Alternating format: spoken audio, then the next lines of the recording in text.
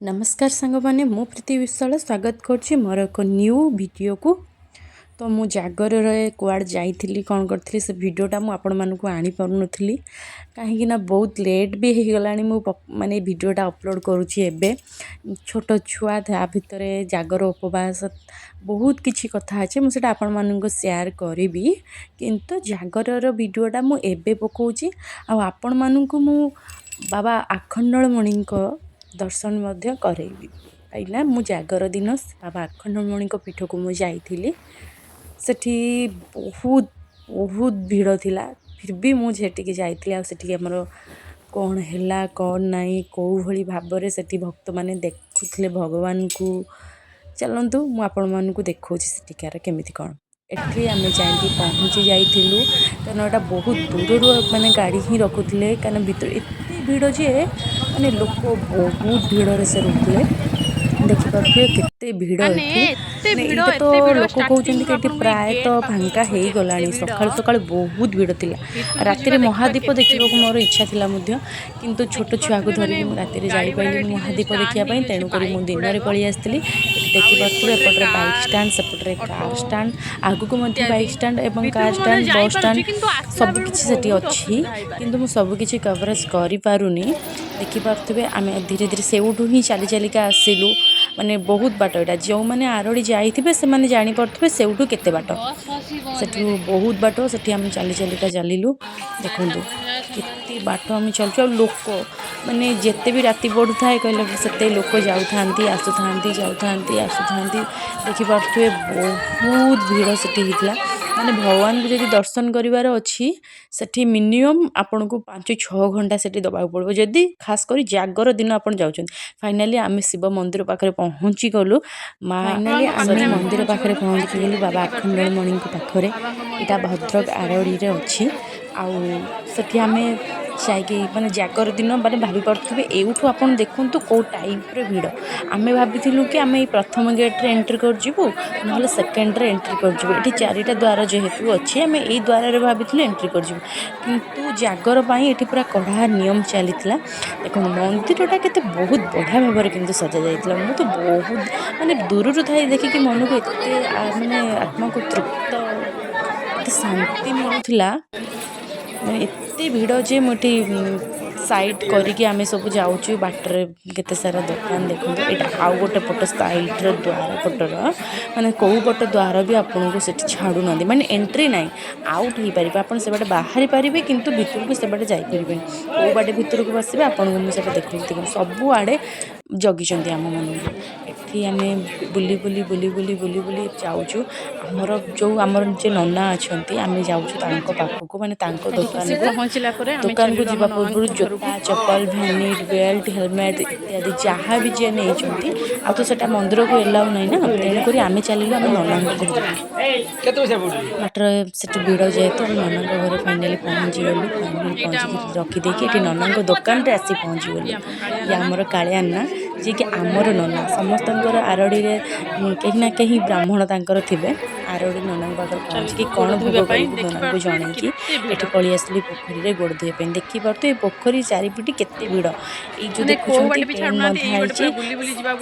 ये जो देखिपारे देखो केते भीड़ माने यूठू जानिबार लाइन लगी माने कौ पट भी एंट्री ना ये आम दीप जादेलु माने बुलिक आसी एपटे दीप जाली पार किंतु ठाकुर को जो दर्शन करने को जीव सेपट देखिए एपट दीप जालिया छाड़बेनि कि एपटे भी सेपट को जापर देखो ये आम दीप जादेलु महादेव पाखे मन जहाँ भी इच्छा था मुझे आगे प्रकाश करदे न कहले भी से सबकि बुझीपारती एटी आम बुली बुली जाऊँ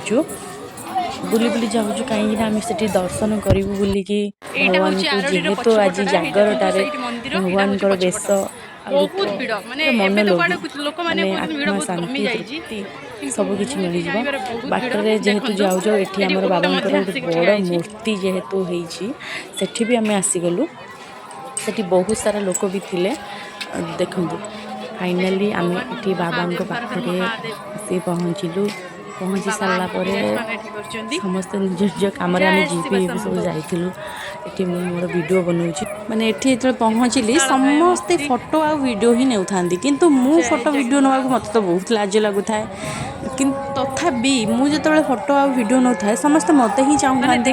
ମୁଁ ଜାଣିନି କ'ଣ ପାଇଁ ସମସ୍ତେ ମୋତେ ଚାହୁଁଥାନ୍ତି। ଫିର୍ ବି ମୁଁ ଏଇ ମୂର୍ତ୍ତିଟା ଆପଣ ଦେଖିପାରୁଥିବେ ବହୁତ ଛୋଟ ଦେଖାହେଉଛି କ୍ୟାମେରାରେ, କିନ୍ତୁ ଆପଣ ସେଇଠି ପହଞ୍ଚିକି ଦେଖନ୍ତୁ, ଦେଖିବେ କେତେ ବଡ଼ ଆଉ କେତେ ମାନେ କ'ଣ ଆପଣମାନେ ନ ପହଞ୍ଚିଲେ ସେଠି କେମିତି ଜାଣିବେ।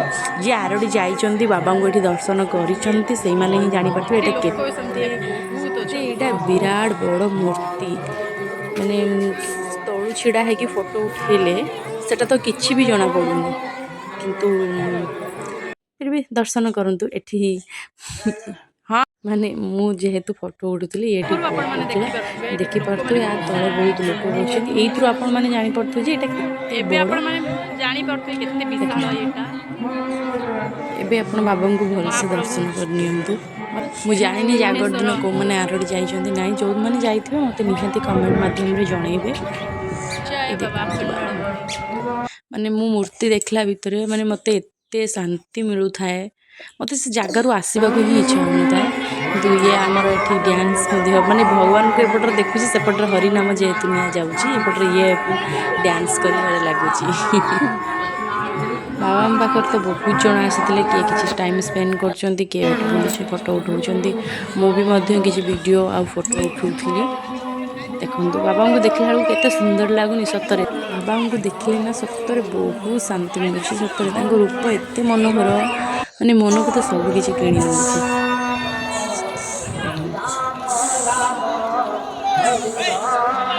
ମାନେ ଏଇଟା ଜାଗର ପାଇଁ ମାନେ ବେସିକାଲି ଖୋଲା ହେଇଛି। ୟା ପୂର୍ବରୁ ମଧ୍ୟ ଏଇଟା ଖୋଲା ହେଉଥିଲା ଗେଟ୍ଟା, କିନ୍ତୁ କିଛି ଦିନ ହେବ ଏଇ ଗେଟ୍ଟା ବନ୍ଦ ଥିଲା, ଖୋଲା ହେଉନଥିଲା। ମୁଁ ବି ଭାବୁଥିଲି ଜାଗର ଦିନ କାଳେ ଏଇଟା ବନ୍ଦ ଥିବ, କିନ୍ତୁ ଭଗବାନଙ୍କ ଦୟା ଏଇଟା ମାନେ ଏଇ ଯେଉଁ ମୂର୍ତ୍ତି ପାଖକୁ ଆସିବାକୁ ବନ୍ଦ ନଥିଲା।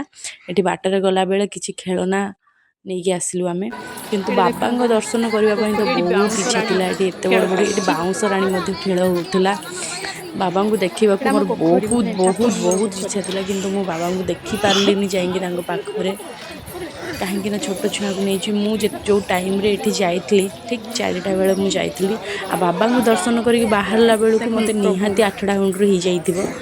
ଏଠି ବାଟରେ ଯିଏ ଆସିଥିବେ ସେ ଜାଣିଥିବେ ବାବା ଆଖଣ୍ଡଳମଣିଙ୍କ ପାଖରେ ବହୁତ ମନ୍ଦିର ମଧ୍ୟ ସାଇଟ୍ରେ ଅଛି। ମାନେ ବହୁତ ଭିଡ଼ ହୋଇଯାଇଥିବ।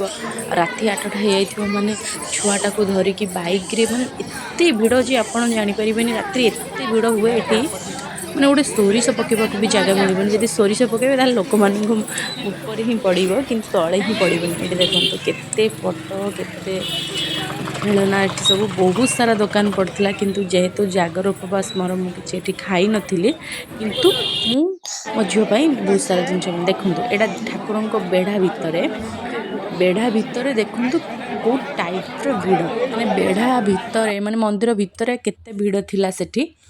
ତ ମୋର ବାବାଙ୍କୁ ଦେଖିବାକୁ ବହୁତ ଇଚ୍ଛା ଥିଲା, ଯେହେତୁ ମୁଁ ବି ଯାଇପାରିନଥାନ୍ତି ଆରଡ଼ି। ମୁଁ ସଡ଼ନ୍ ବାହାରିକି ଯାଇଛି, ବାବାଙ୍କ ଡୋରି ଥିଲା।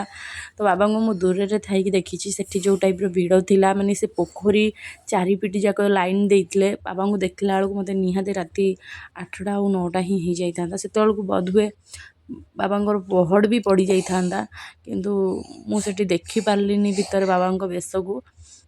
ବହୁତ ମନ ବି ଦୁଃଖ ହେଲା, ତଥାପି ବହୁତ ଖୁସି ଲାଗିଲା ଯେ ମୁଁ ଏତେ ବାଟ ଆସିପାରିଛି। ବାବାଙ୍କ ପୀଠକୁ ଆସିଥିଲି, ବାବାଙ୍କୁ ଦୂରରୁ ଥାଇକି ବି ଦର୍ଶନ କଲି, ସେଠି ଦୀପ ଜାଳିଲି, ବାବାଙ୍କ ମନ୍ଦିରକୁ ଦେଖିଲି, ତାଙ୍କ ଭକ୍ତମାନଙ୍କୁ ବି ଦେଖିଲି। ତ ବହୁତ ଖୁସି ଲାଗିଲା। ଜାଗର ଦିନ ତ ମୁଁ ତ ପୁରା ଉପବାସ ଥିଲି, ସେଠି କିଛି ଖାଇପାରିନଥିଲି, କିନ୍ତୁ ମୁଁ କିଣିକି ଆଣିଥିଲି ବହୁତ ସାରା ଜିନିଷ, ଖେଳନା ଇତ୍ୟାଦି, ଆହୁରି ବହୁତ କିଛି। ତ ମୁଁ ଏଇ ଭିଡ଼ିଓଟା ଆଗରୁ ବି ଆପଣଙ୍କୁ ଅପଲୋଡ଼ କରିକି ସେୟାର କରିବି ବୋଲି ଭାବୁଥିଲି। ଘର କାମ, ଛୁଆ କାମ, ଆପଣମାନେ ପ୍ଲିଜ୍ ମୋ ଭିଡ଼ିଓକୁ ଲାଇକ୍, ସେୟାର, ସବସ୍କ୍ରାଇବ୍ କରନ୍ତୁ।